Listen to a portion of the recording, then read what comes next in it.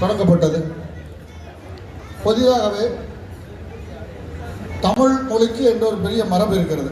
பொதுவாக தமிழுடைய ஒவ்வொரு மொழிக்கும் ஒரு மரபு இருக்குது. தமிழ் மொழியுடைய மரபு என்பது கவிதை சார்ந்த மரபு தான். அதனுடைய ஒவ்வொரு விஷயமே நமக்கு ஒரே நடை தான் புதுசு.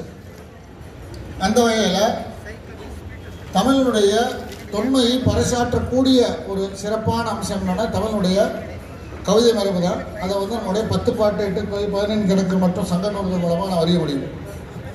இன்றைக்கு தமிழுடைய பெருமையை பேசக்கூடிய அத்தனை விஷயங்களுமே செய்யுள் வடிவிலே தமிழின் மூலமாக மற்ற மொழிக்கு நல்கப்பட்ட கொடை என்று சொல்லலாம். தமிழுக்கு உரைநடை தான் புதுசு. ஆனால் தமிழுடைய தொன்மையை, தமிழுடைய பெருமையை, தமிழுடைய வளமையை பேசக்கூடிய அந்த மொழியினுடைய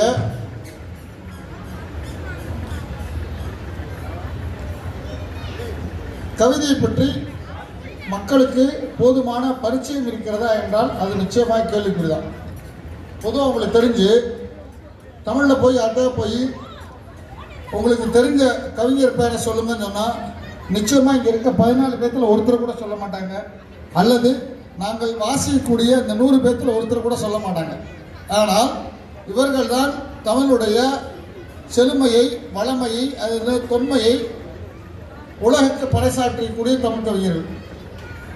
தமிழ் கவிதையினுடைய அந்த வரலாறுன்னு பார்த்தோம்னா செய்யுள் தாண்டி புது கவிதைன்னு ஒரு மரம் வந்ததுக்கப்புறம் புதுக்கவியை ஊரங்கம் கொண்டு சேர்த்ததில் முக்கியமான பங்கு நம்ம பாரதிக்கும் அதன் பின்னால் நிறைய கவிஞர்களுக்கு உண்டு.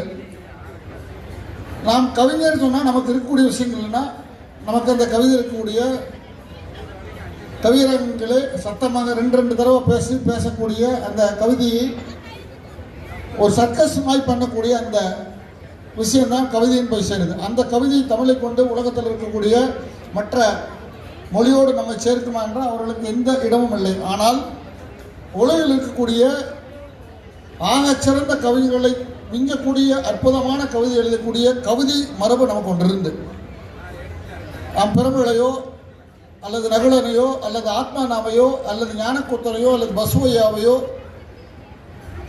அல்லது சீமணியோ அல்லது பிரம்மராஜனையோ நாம் சொன்னோம்னா அந்த வரிகள் இங்கே இருக்கக்கூடிய நார்மலாக சாதாரணமாக இருக்கக்கூடிய சாதாரண வாசகர்களுக்கு அவர் யாருமே தெரிந்தவர்கள் இல்லை.